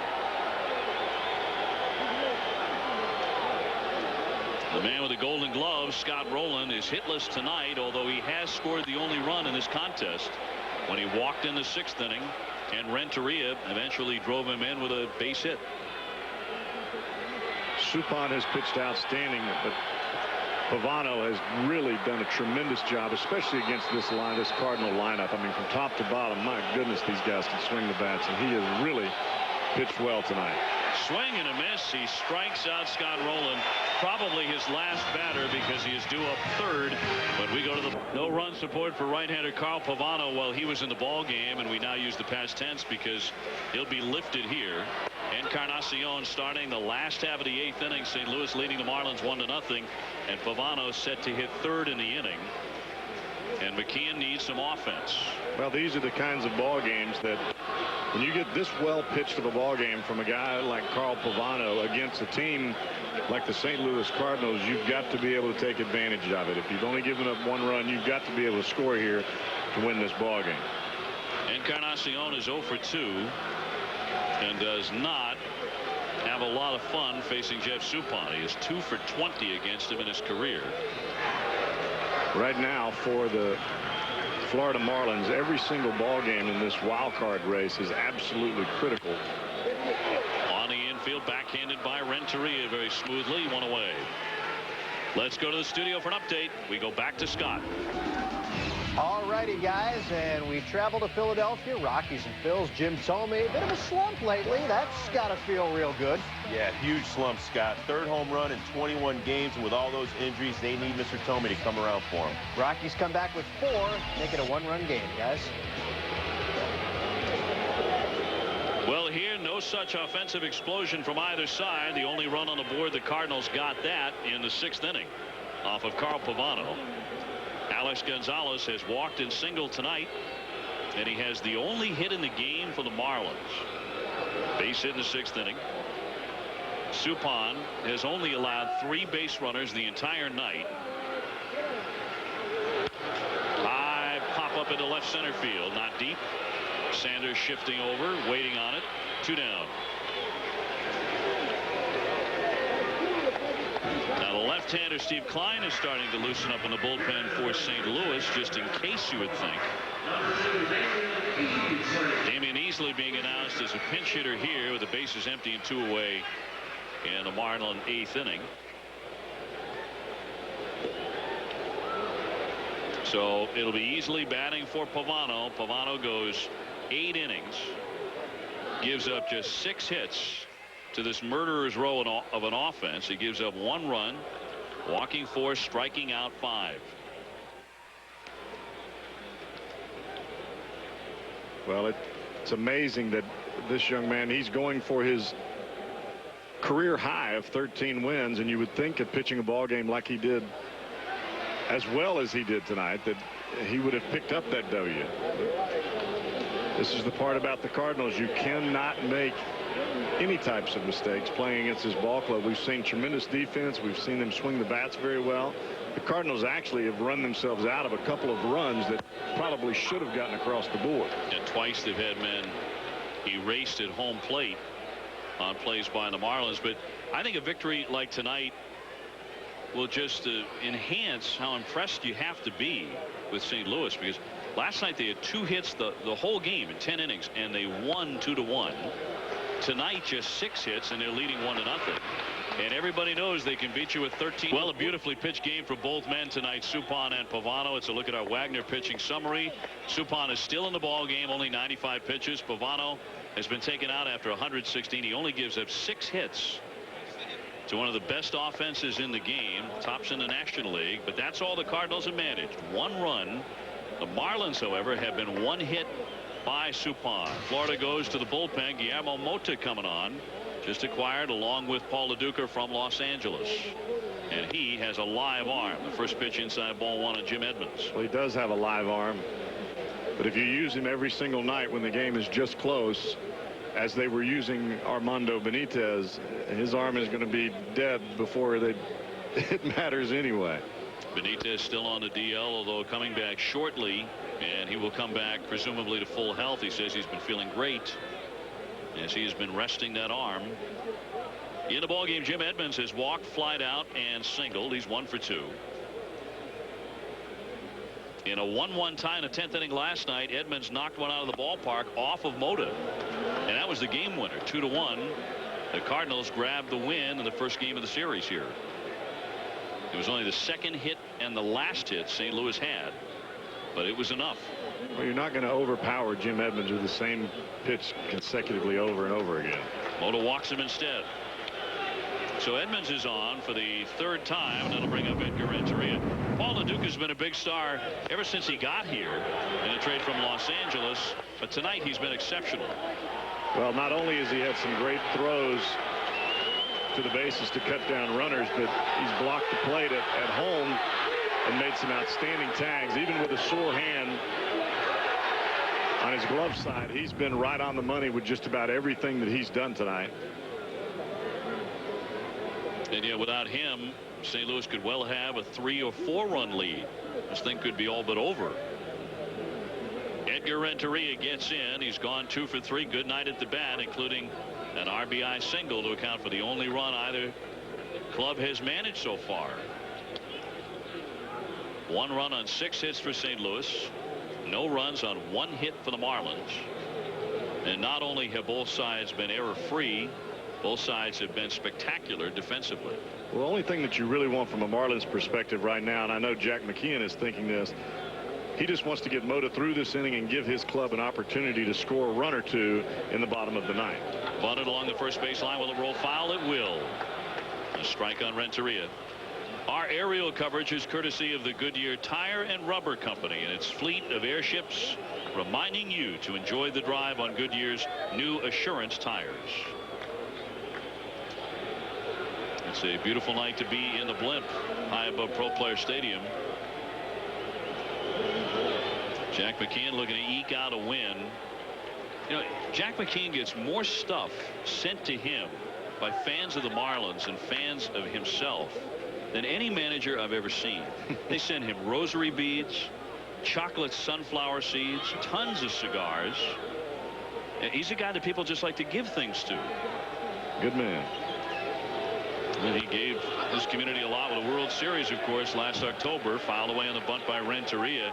And Edgar not very happy with his effort on these last pair of bunt attempts. Well, he moved just a little bit too much on that bunt there. Got to get yourself around, and you're sacrificing here, so you've got to sacrifice yourself. That means you get yourself in position, get the bat out in front early, and get the ball on the ground. Fair. Wouldn't surprise me if they hit and run in this instance right here, especially with Edmonds at first base and the fact that Renteria can hit the ball that way with extreme confidence. The 0-2 from Mota. Swing and a miss. He struck him out. That's a very frustrating at bat for Edgar Renteria, who prides himself on doing little things well. Didn't do much well in this AB. Looks like something that Mota took something off of that pitch. Looked like that ball just dropped out of the sky. So one away in front of Reggie Sanders, who has gone 0 for 3. Earlier tonight we were talking about that celebrated incident when Sanders charged the mound during a Pedro Martinez perfect game bid. Now earlier in that game he had his tower buzzed a couple of times by Pedro. There's a lot of criticism at the time of Reggie because people were like, well, don't you know he's going for a perfect game, and why you got to know that he wasn't trying to do it on purpose. He had knocked down about every single hitter that we had in that ball game up to that point. In the AB before, when he knocked down Reggie, Reggie told Pedro, you come in again, I'm coming out there to get you. Yeah, and he did. Twice before in that game, Sanders was forced to dive out of the way of a Pedro fastball. The third time, when he got drilled, he went out after Pedro, and that got Reggie Sanders a 5-game suspension. By the way, Pedro Martinez on the mound, ESPN day game against Tampa Bay tomorrow. The Red Sox and the Devil Rays.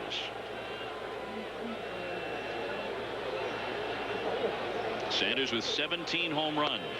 Checks the swing, and it's low. 2-0. Now due up for the Marlins in the bottom of the 9th inning. It's the top of the order. Pierre, Castillo, and LaDuca. If anybody reaches, Miguel Cabrera, the biggest bat in the lineup. You may yet see Pierre drop down one of those drag bunts he executes so well. Swing and a miss by Sanders. Mota taking something off. That one was 84 miles an hour. 2-1. That's the one part of the game that Mota has mastered a little bit, has made him a lot better pitcher, especially out of the bullpen, is being able to control that off-speed pitch, whether it's a split finger or a changeup, for a strike, and have confidence enough in it in this type of situation in the ball game. 2-0 late, still be able to throw it for a strike.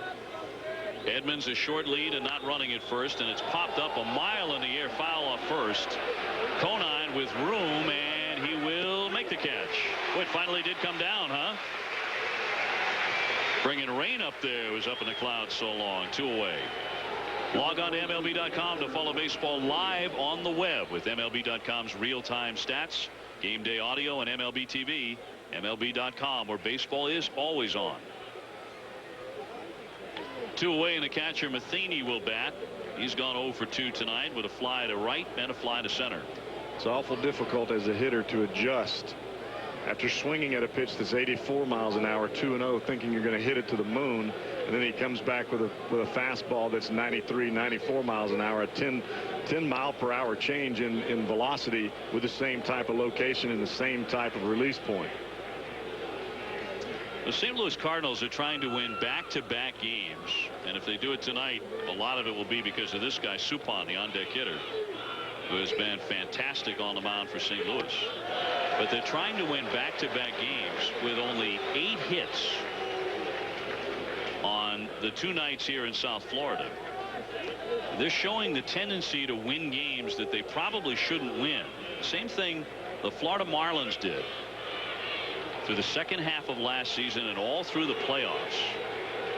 The Cardinals have that air of magic about them that I think most World Series champions show many, many times over the course of a summer. Well, this Cardinal ball club is showing a lot of confidence in itself, and even more so now that they've made the trade for Larry Walker. But every fifth day they're getting a quality pitching performance out of their starters, and that in itself has got to bring a lot of confidence to this ball club. But no time for St. Louis to be celebrating. It's a 1-0 game in the pitch. Fastball that missed. 1-2 on Matheny. I've got to believe that Paul LaDuca believes that's a strike, and you see Mota right there say, wow. That looked like it came back over the corner. 96 miles an hour running right back over the outside part of the plate.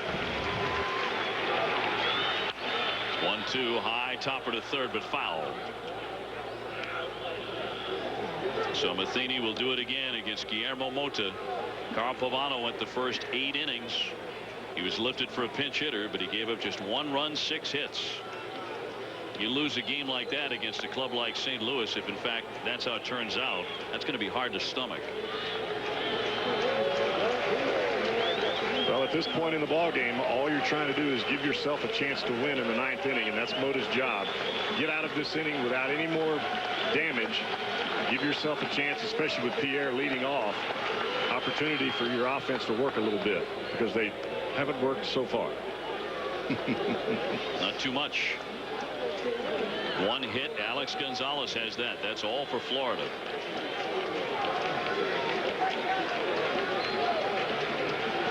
Two down, a runner at first, and the 1-2 pitch from the slender righty. Fouled off again. Matheny, during the offseason, back home, built a batting cage, a brand new one. He was very proud of it. He decided to invite Albert Pujols over to take some swings one afternoon during the heart of the winter, and Albert came over and put on an absolute spectacular hitting display. And Matheny said, you know the definition of being humbled? It's having Albert Pujols taking batting practice in your backyard in your brand new batting cage. He said he's a different level of hitter than everybody else. Fouled away by Matheny. The kid out in left field for the Marlins, Cabrera, has often been compared to Albert Pujols as far as right-hand hitters who can hit for average and power. Jeff Conine was talking about Cabrera before the game, and I asked him that question. He said, no, to me, it's Manny Ramirez who jumps to mind. He said he is a carbon copy of Manny.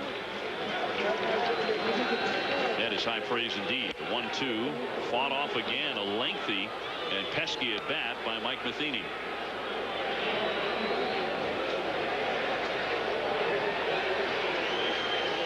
This will be the 8th pitch of the at-bat coming as he tries to wear down Guillermo Mota. 1-0 St. Louis in the 9th. With Isringhausen heating up in the bullpen, I've got to believe, unless there's runners in scoring position here, that Suppan is going to head with a one-hit shutout in the book. Runner goes, fly to right field, but there's Encarnacion backing up. He's got it. 1 man left. Will that 1 run hold up the Marlins to the top of the order? Wednesday Night Baseball presented by Bank One. It's been a marvelous pitcher's duel, and Jeff Suppan has been center stage. He has allowed 1 hit in 8 innings. Pierre showing bunt, takes a strike. Juan Pierre, the leadoff man, 0 for 2 with a walk. Then it's Castillo and LaDuca in front of just under 19,000 here at the Pro. That'll show you how much confidence that Juan Pierre has in his ability to bunt, because Scott Rowland is in probably a good 3 or 4 feet on the grass. Low for a ball, 1-1. Suppan's last complete game was a 3-0 shutout. That was on July 28th against the Pirates in St. Louis. Fastball down low, 2-1. And tonight he is trying for the lowest hit total in a start in his career as far as a complete game. He did throw a 2-hitter against Detroit. Right through there, 2-2. That looked like a changeup. Even if Pierre had swung at that ball, I think he would have been so far out in front of it, he would have pulled it down the right field line foul. The 3-2 pitch. Rattled softly. First base. Suppan hesitated, and it cost him. It's a base hit for Pierre. A swinging bunt for him. Suppan may have had a shot had he gone after it immediately, but he hesitated, faltered a bit, and Pierre is safe. Well, anytime that you've got the speed of a guy like Juan Pierre, the last thing you can do is hesitate at all. You've got, and you see him right there hesitate, thinking that Mike Matheny was going to come and get that baseball. That's why you've got to talk to each other, but you cannot defense speed the way that Juan Pierre can run. There's just no way. 27 stolen bases now on at first base. La Russa will make a double switch. He's going to bring a new left fielder in and a new pitcher. It's Klein, the lefty, and we'll be back at Pro Player. Klein, the left-hander, comes out of the bullpen, and he'll be taking on the switch hitter Luis Castillo. And then we'll see about LaDuca, because Isringhausen has been throwing in the bullpen alongside Klein, who appears in his 55th game, pitching awfully well with a 2.27 ERA. He is Mr. Reliable.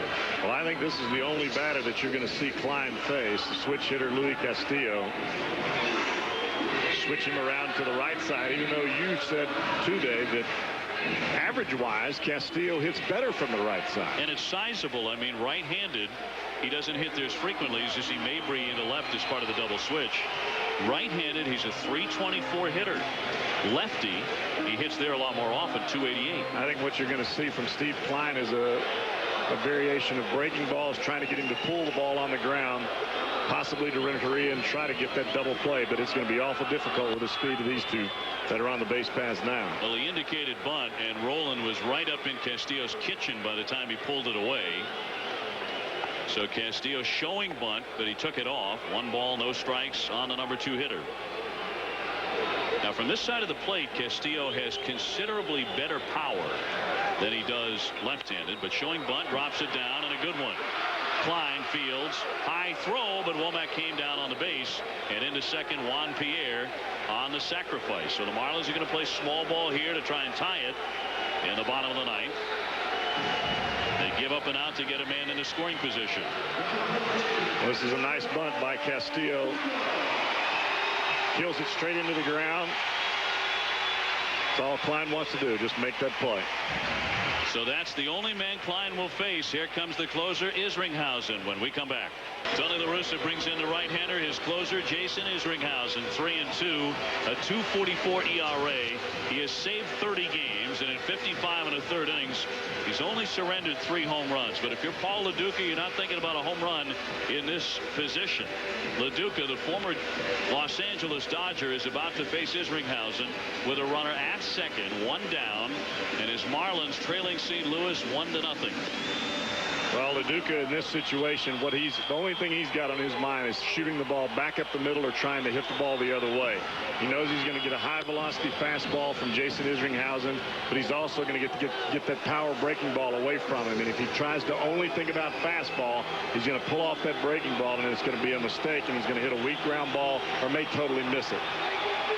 LaDuca talked about it earlier tonight, about how his trade from the Dodgers really broke his heart, really the way it was handled, as he heard about it first on the news before anybody ever told him about it.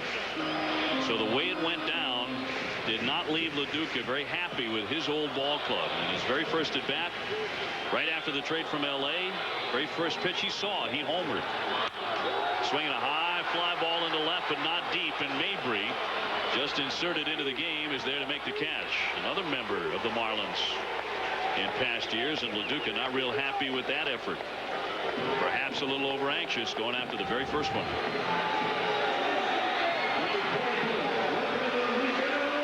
Fastball up in the strike zone. Actually, that looked like a slider that just spun up there, and I think that's why LaDuca was holding his helmet, because he realized he missed a pitch that he probably should have hammered out of the ballpark. But this has been the story for the Marlins for quite a while now. Runners at second base, you get that runner in scoring position, and they just can't get him in. Here's Cabrera. It falls to him and his 21-year-old shoulders. A runner at second, that's Juan Pierre, but 2 out in the bottom of the 9th. And St. Louis in front 1-0. Cabrera in the game is flied out to right. He's popped out and grounded out. All of that against Jeff Suppan, who went 8+ innings, allowing only 2 hits. But that man at second belongs to him. On the corner for a strike, and it's 1-1. I think that's where you're going to continue to see Isringhausen pitch. Try to get that slider down and away from Cabrera, and then run that fastball up and in above his hands, not below his hands, but above his hands, to try to get him to hit the ball into the air weakly.